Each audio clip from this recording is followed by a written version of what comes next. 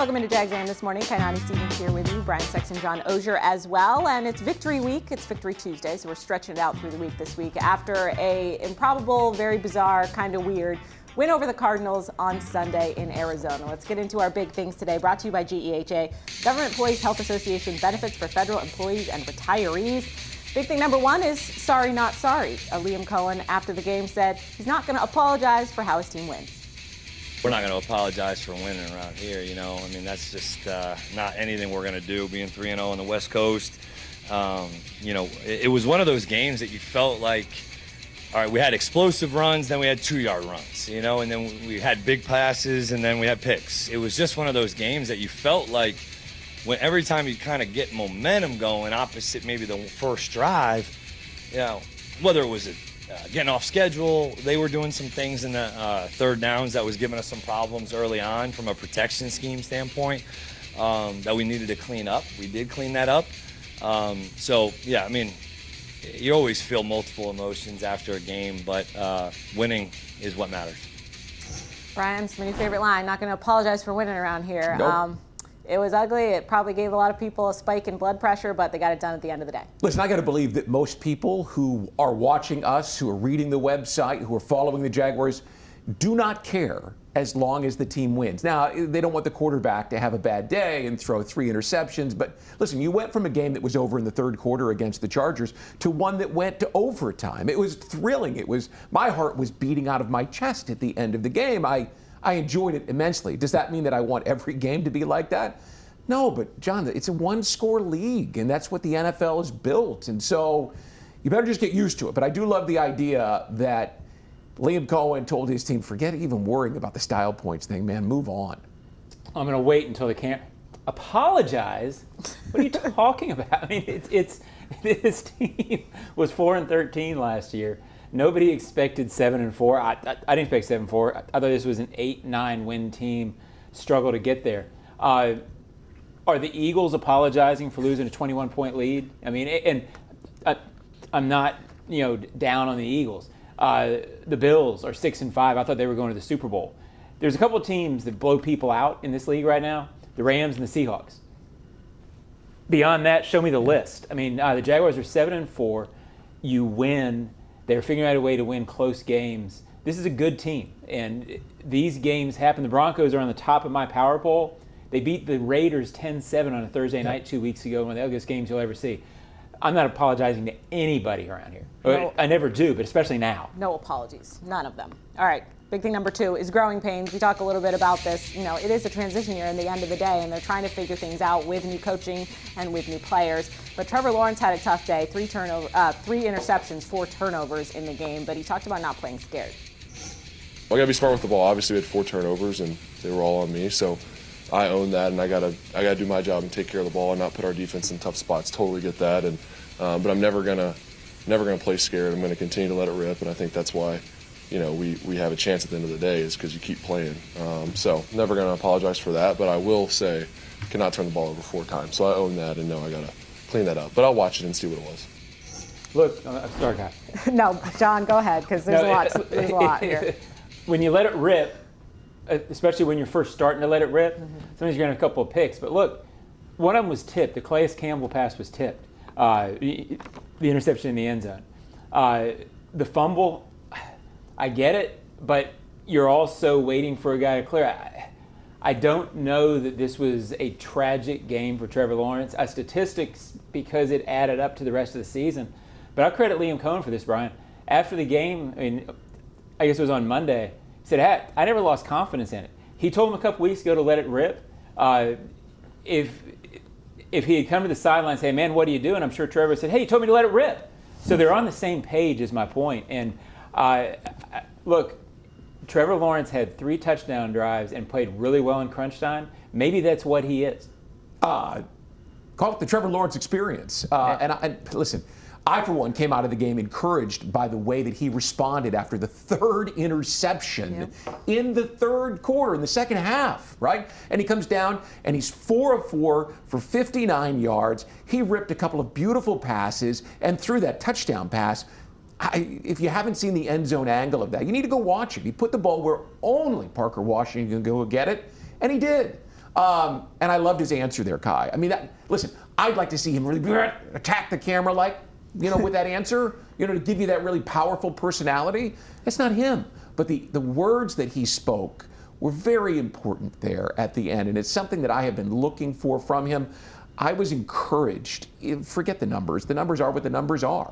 I'm going to go into this a little bit more in hot takes, so I'll shut up and let you go on. But the people who look at this league and they just look at scores and they just read a headline and read the first sentence, Trevor Lawrence threw 3 interceptions and lost a fumble that was returned for a touchdown, don't see the whole picture. It was better than people gave it credit for. And sometimes this is what happens when you let it rip. We'll do our final big thing, which is weakness to strength. We talked a lot after that loss to the Texans, how the defense kind of let that one go, and that was really a weakness for them that day. The defense was the strength Sunday, and they have been the past 2 weeks, and what they've seen from the pass rush has been great. Those guys, we had to use a lot of them in terms of, knowing that they were going to chuck it a good amount of times in this game. We used a lot of guys in different positions. We had a few substitution errors because of that. Danny kind of got nicked, and we were trying to put some different guys in some different spots to give us some more rush, but they ran it for 55 yards again, and we knew they were going to want to come out and chuck it, and we had to impact them and influence the rush, which we did in a lot of ways. Brian, the defense against the Cardinals, 6 sacks, 11 tackles for loss, 15 quarterback hits, and don't look now, the best run-stop team in the league right now. The defense. Let's go. Listen, coaching and culture in that answer right there. The coach got after his defensive line the week of that Texans loss. He was very animated, I'm told, and they all took it to heart. And they heard the noise on the outside. Maybe this group isn't as good. Josh Hines-Allen has the record, but maybe he's not that guy. Trayvon, who didn't play last week in that big day, so think about how big it could have been. And Eric Armstead, right? Remember in training camp when it was, where's Eric Armstead? He's just a vet. He doesn't want to practice. People didn't understand the behind the scenes that Eric was pushing himself to get ready to play, the extraordinary measures that he went to get ready to play. And here he is impacting the game in November. They heard the noise. They responded to it. Now, same thing with the quarterback. You need him to play consistently. You need this group to show up every week and play like that. The Rams front does. The Seahawks front does. The Texans and the Broncos front does. If the Jaguars group does, hey, this is going to be a lot of fun the last 6 weeks. Yeah. I thought the other day Josh Hines-Allen had 9 pressures, but in the Ozone mailbag that I do, everybody's always asking, well, why didn't Josh have more sacks? And for Josh, those pressures the other day came as part of a huge team rush. He had one early that led to a Devon Hamilton sack. He knows if he's getting pressure, it helps everybody. It helps the rush as a whole. I thought they rushed as a team the other day very, very well, which I'm not sure they did do against the Texans when things broke down. So I think they're back to that. And it's a significant turnaround because they took advantage of another team's weakness and made it their own strength that day. And boy, what a neat thing it is to watch this team sort of find guys. And I'm referring to B.J. Green and Danny Strigo, and they're finding themselves in this year of transition, and they're finding some pieces to build on going forward. Teamwork makes the dream work. Stay with us here on Jags A.M. We're going to go over all the highlights for you from Sunday.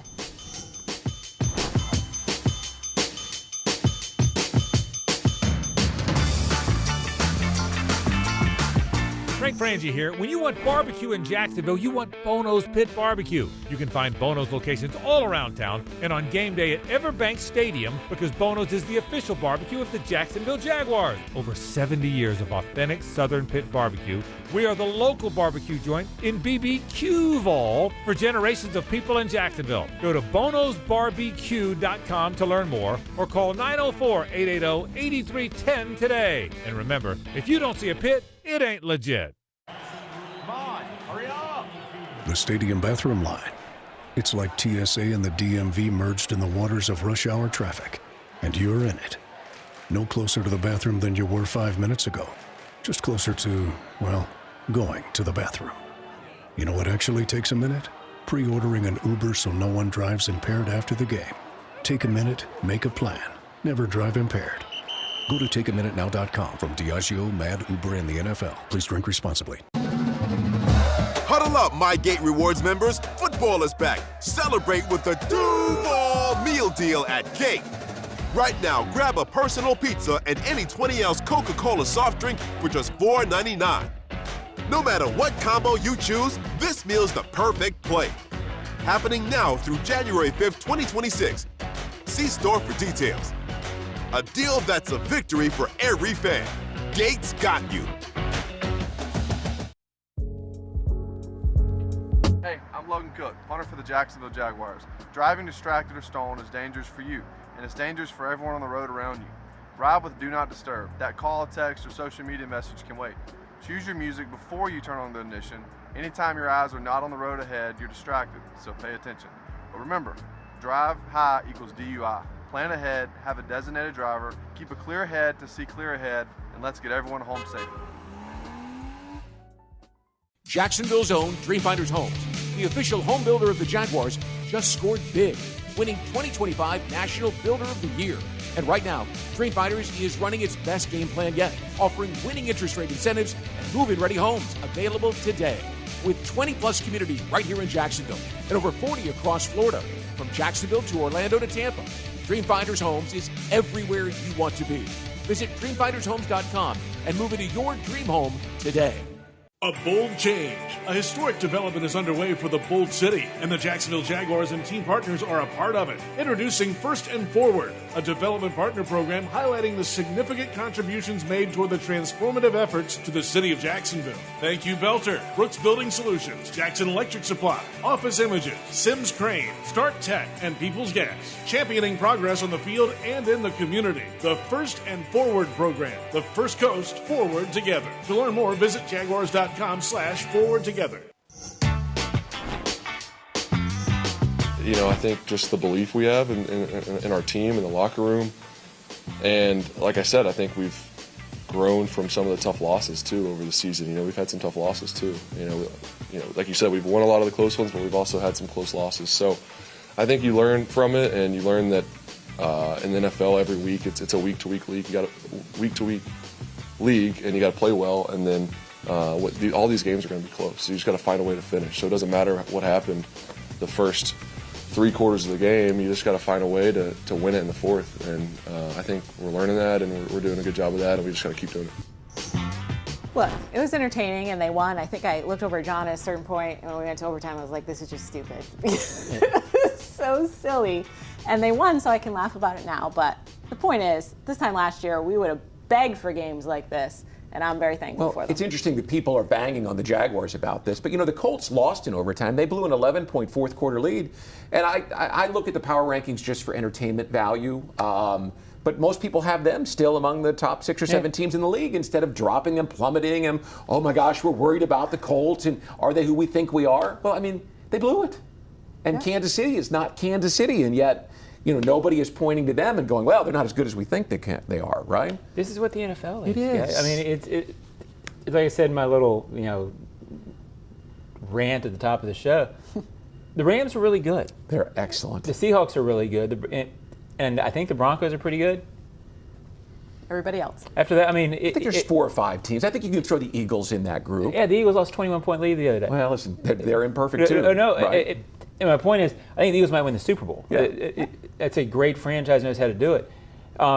Occasionally you lose leads, and it happens. How about the Bills? At one point, we had the Bills as the best team because the quarterback was playing his best, and that defense was unbeatable. And they still might win the Super Bowl. Yeah. But they're 6-5 or 7-4. It's what I love about professional football as opposed to college football. It's a very, you don't have 55-7. This is not the SEC. Yeah, it's Parity not. is good. All right, let's look back at some of these highlights from Sunday. So I'll start out early. Finally get Brenton Strange back on the field, and he had an impact, right out of the gate. To see him get this huge play off the top, he was impactful throughout the game, but it was just nice to see him back on the field. And then we also saw Travis Etienne get involved early, which for me, I always feel like this team has the best chance of winning when they get the run game going early, and then they can kind of play from ahead. Travis Etienne continuing to have a tremendous season, caps off this run with a touchdown. And John felt early like they had things going a little bit. Well, they absolutely had things going. And then when you give up points when you're on offense, that's always it's rare to have that happen and then have a blowout, right? So I thought early and really the whole game, I'm going to say, except for Trevor's interceptions, because that's sort of part of the game. But they moved the ball really well, and I think if you ask them, they should and probably do still feel really good about where they are offensively. And I think the key going forward is, how does BTJ fit, and can you give him some explosiveness? Because right now they're going pretty well. We've spent so much time talking about the defensive line and all the hits and all the quarterback hurries and the sacks. The offensive line played very well the other day, too. Plenty of time for Trevor to throw, plenty of holes for the runners to find. That's not a bad defensive front, and obviously Calais Campbell tipped one of those balls for an interception, and the safety got around Brenton Strange. But I think the offensive line has responded to that bad game in Houston with 2 really good games as well, which is a great sign going forward because they've played without Ezra, they've played without Anton Harrison, without 2 starters. So it's good to see that group stepping up as well. Let's take a look at that fumble recovery kind of play there. I don't know if we'll fully know what. There was clearly a missed assignment somewhere on this, and Trevor doesn't see the guy coming, and then pick, I guess, is what you want to call it. I know it's a fumble, but just to pick the ball out of the air and kind of run it in. We always love a big man touchdown. I'll give them credit for that whenever they can be a little athletic, but that was a tough one. Yeah, and lucky bounce. It's such a huge momentum game. You felt at that point the defense had gotten them on the field a couple times, and you felt like the offense was going, if you could get a 10-point lead early, with a team that was struggling, you kept feeling early like, oh, they're dominating it. And then this happens, like, okay, buckle up, because like I said earlier, when you give up points when you're on offense, the way this league's built right now, it's really hard to go blow a team out once you've given up that sort of field position momentum early. That hit, and there was a later hit by Budda Baker who had a sack, which was really well disguised, and sometimes they get home on the blitzes. I'm not sure whether the blame or the truth of the matter goes to Brenton Strange for not holding it a little longer, or for Trevor not feeling it, for seeing that that's not getting away and realizing he has to find someone else. It's probably a little bit of both. Yeah, you can see Brenton sort of released and tried to be the hot. Yeah, it happens.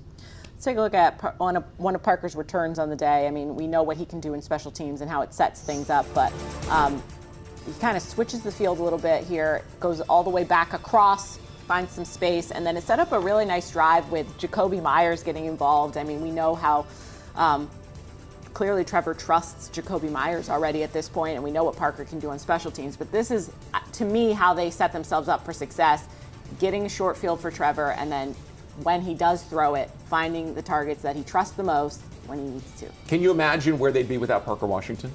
No. I can make the case right now. He is the most valuable player at this point of the season consistently. He has been the guy that has provided you with game-changing plays that have either scored touchdowns or set up others to score touchdowns, or made important catches in the back of the end zone at a moment where you're trailing in a ball game that you absolutely need to win. Without Parker Washington, this team is not 7-4. I think he's your MVP right now.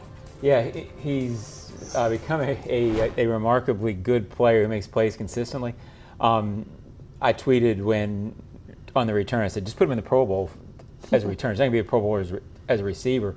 But if he's not a Pro Bowl special teams player, I'd like to see the player who has made more important moments for his team on special teams than Parker Washington. You'll see the guy this Sunday that probably is the biggest contender, the rookie from Florida who is playing in Nashville. Yeah, he's a pretty good player too, but his team is, 1-9. So I think you can easily make the case that Parker Washington is the more impactful special teams player.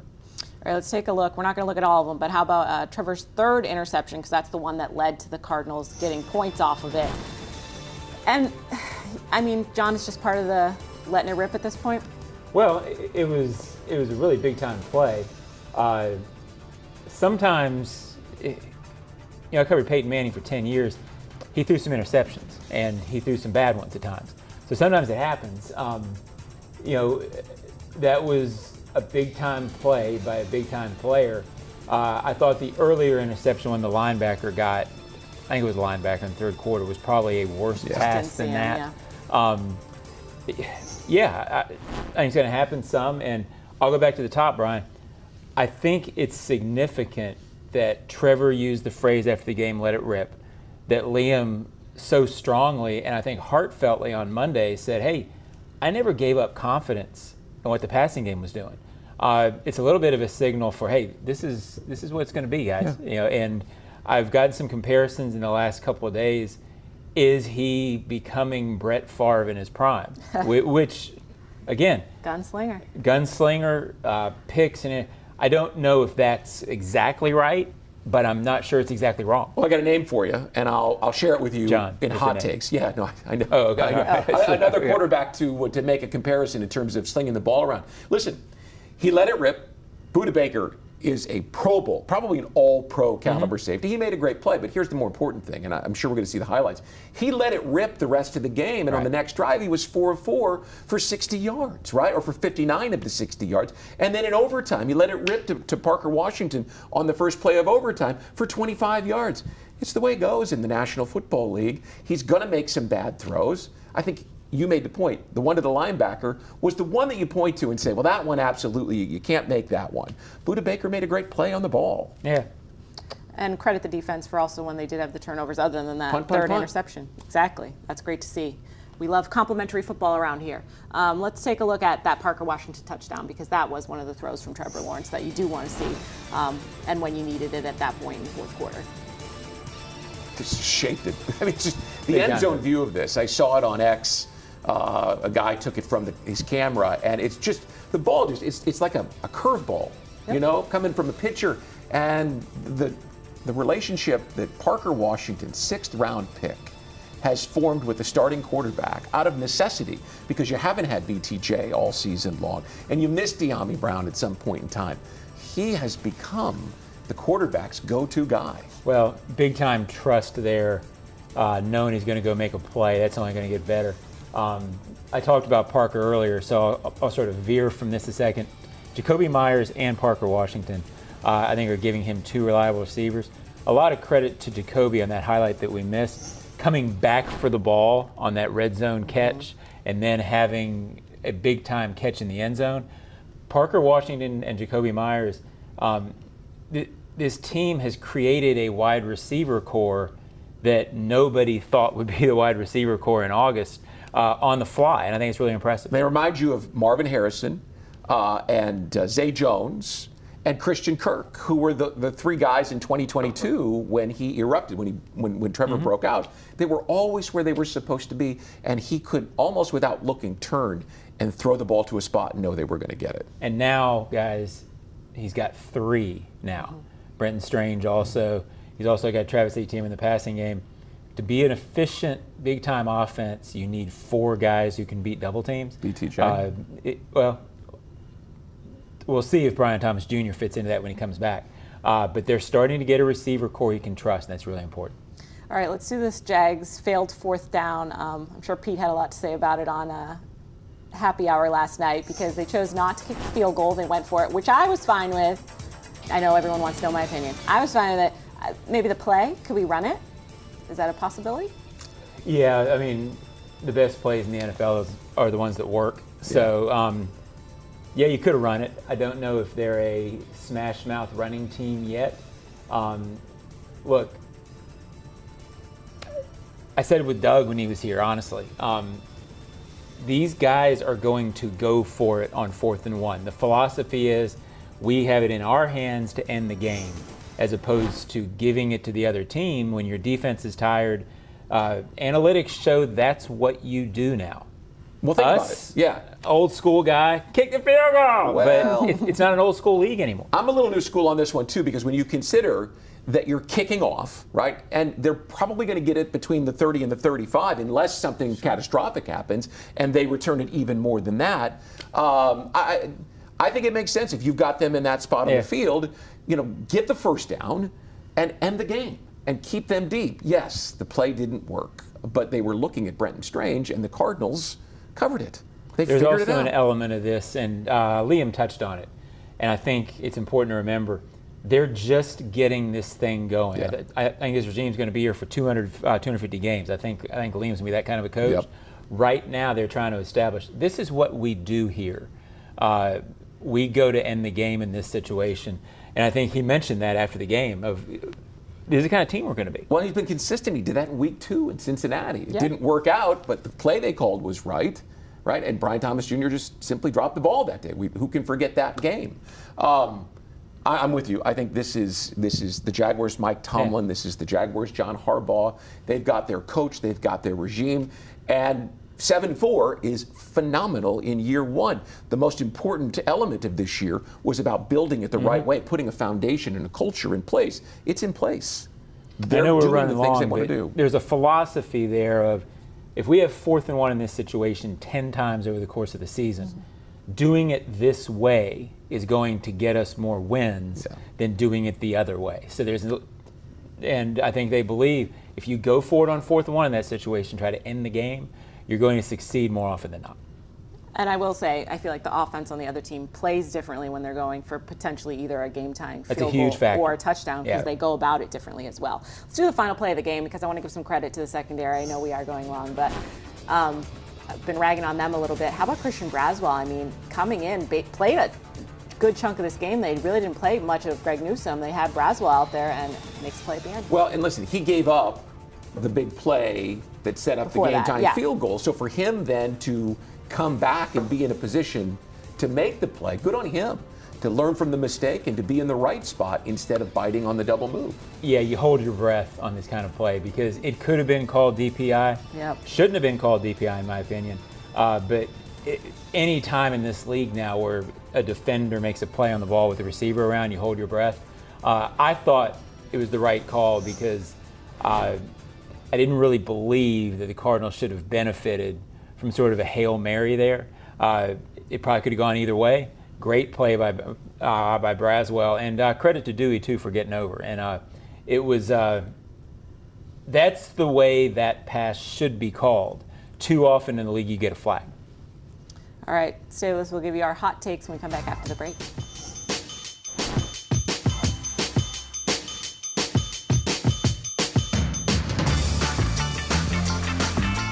Jacksonville's own Dreamfinders Homes, the official home builder of the Jaguars, just scored big, winning 2025 National Builder of the Year. And right now, Dreamfinders is running its best game plan yet, offering winning interest rate incentives and move-in ready homes available today. With 20-plus communities right here in Jacksonville and over 40 across Florida, from Jacksonville to Orlando to Tampa, Dreamfinders Homes is everywhere you want to be. Visit dreamfindershomes.com and move into your dream home today.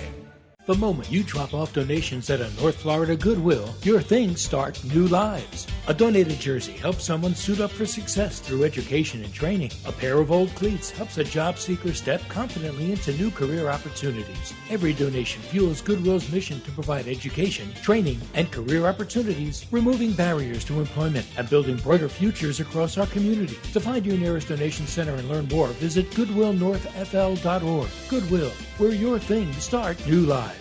Chelsea here, ready to upgrade your windows or patio doors? During Renewal by Anderson's Black Friday sales event, buy now and pay nothing until 2027. That's 0 down, 0 payments, and 0 interest for 2 full years. Our Acclaim Impact windows are built for Florida homes, designed to help you save on energy bills while keeping your home comfortable all year round. Restrictions apply. Visit bestwindowsflorida.com to schedule your free in-home design consultation. License number CGC 1527613. Renewal by Anderson, where comfort meets savings.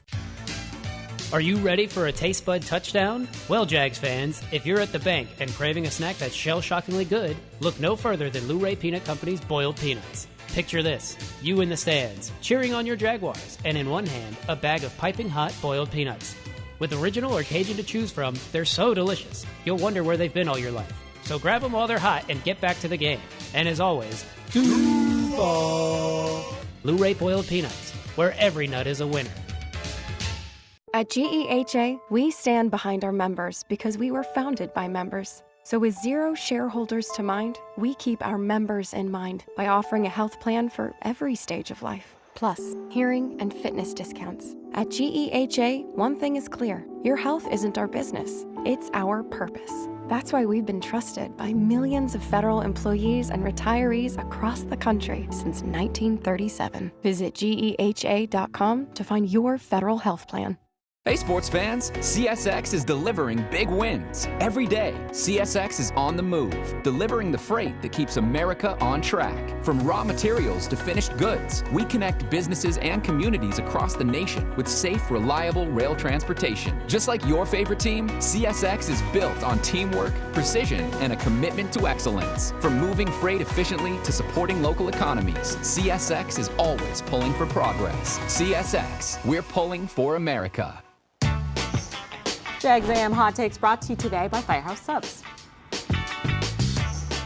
I want to execute when my number's called. I want to make the plays that come to me. I'm not reaching for anything. There was no I need to do anything because I'm in Arizona or anything like that. I just tried to keep my composure.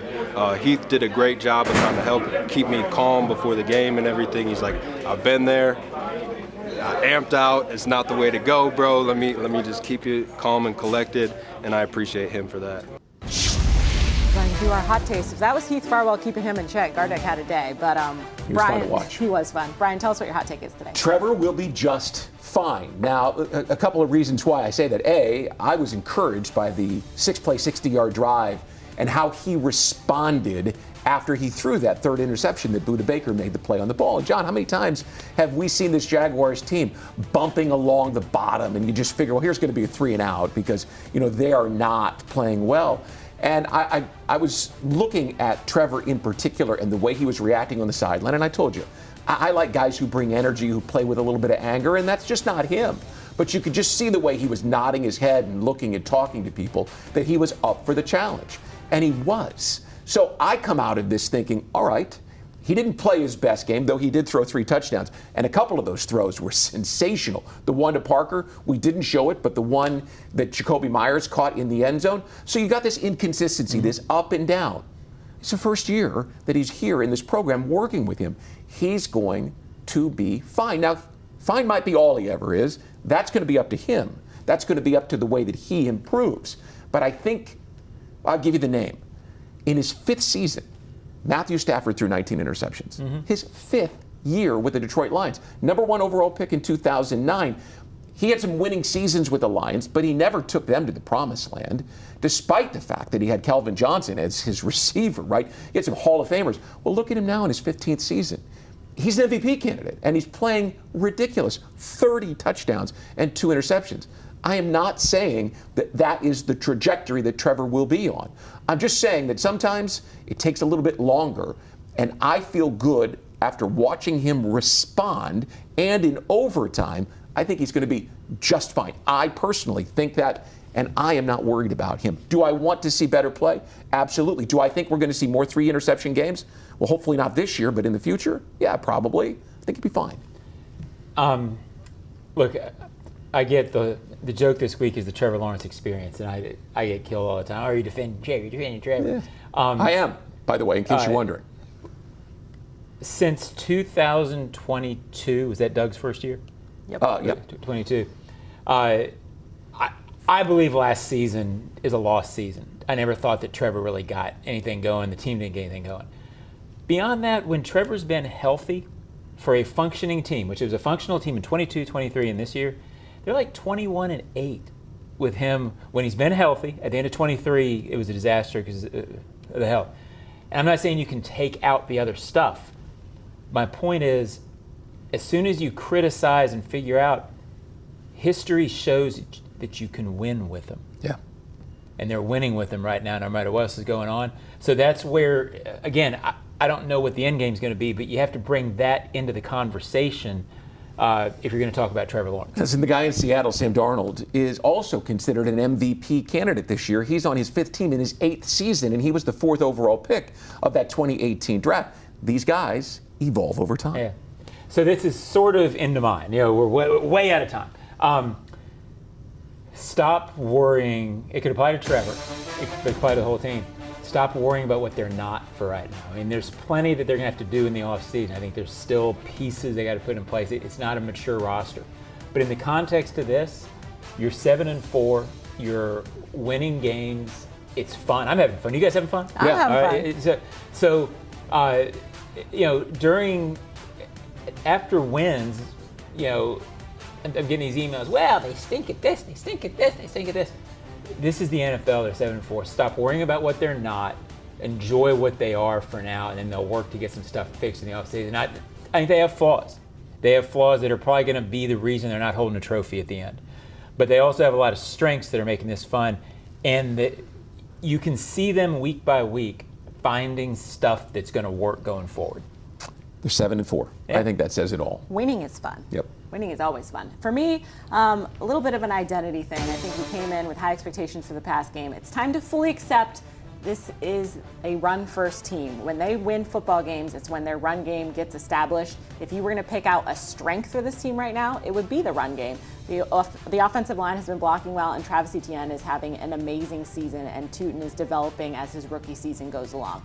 For me, there needs to be some focus on that. We talk a lot about what Trevor isn't, but let's talk a little bit about what the run game has been for this team, and that's been, to me, the MVP of this offense has been Travis Etienne, and that's what is getting a lot of these wins and maybe not getting the shine it deserves because of some other stuff that we're picking at, but the run game has looked good. I can remember a conversation with Mike Mazer, good old Mike, the Jaguars' original offensive line coach, and I said, how do you get the run game going? And he said, the run game is an attitude. And when you talk to the offensive linemen on this team, they have the right attitude for it. Absolutely. Stay with us. We'll tell you what's coming up the rest of the week after the break.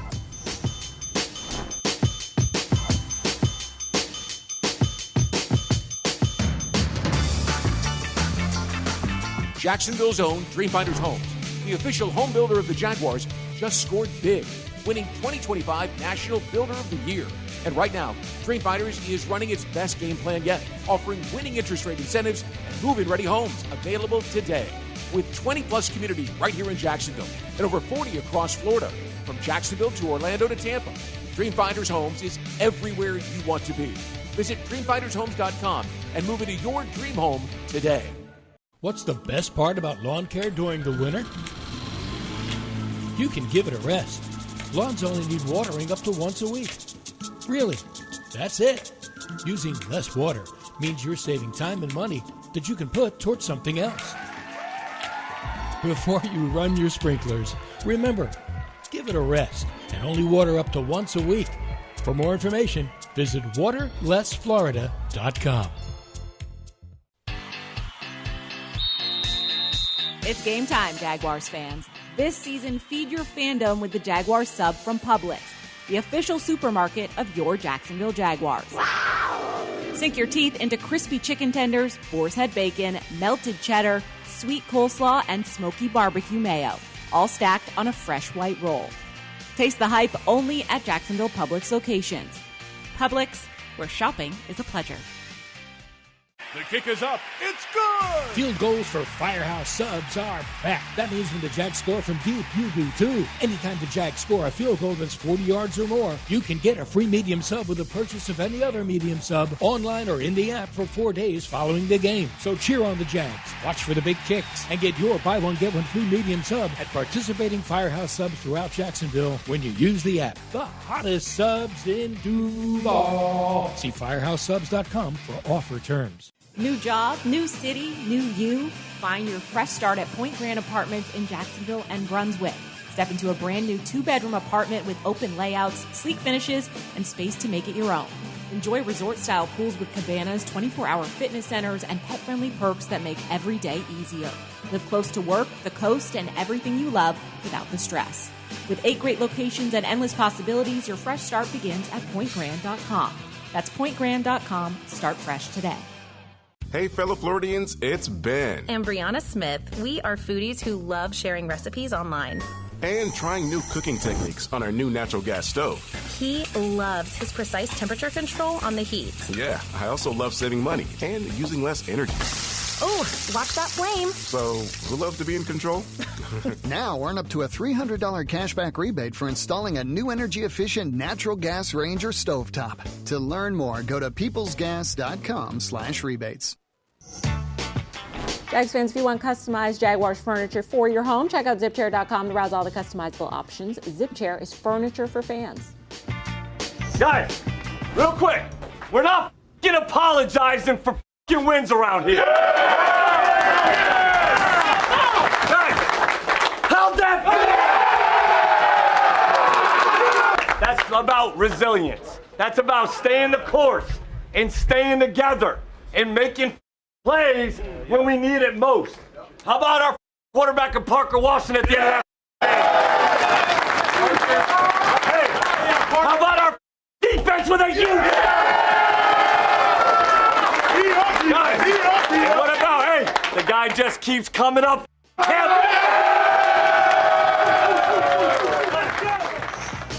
to get the bleep button out for that one, but it's always worth it. Yeah, I was getting on the plane the other night, and I happened to sit like a couple of seats behind Cam Little, and he was, I kind of got off before him because he was getting his suitcase, and I laughed, and I told him, I said, you hit 2 52-yard field goals, and I didn't even mention it in anything I wrote.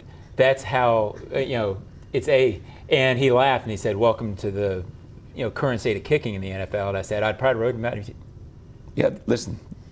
If you missed it. I said, I would have written about it if you missed. And he laughed. He goes, yeah, that's what. But 2 52-yard field goals, and you don't even think about it anymore. And he was the guy who won the game and didn't get mentioned. It's a good place to be. We got a lot of other stuff to talk about, and we will be back here on Jags A.M. tomorrow to preview a little bit ahead because we're not here Thursday. So join us on Jags A.M. on Wednesday.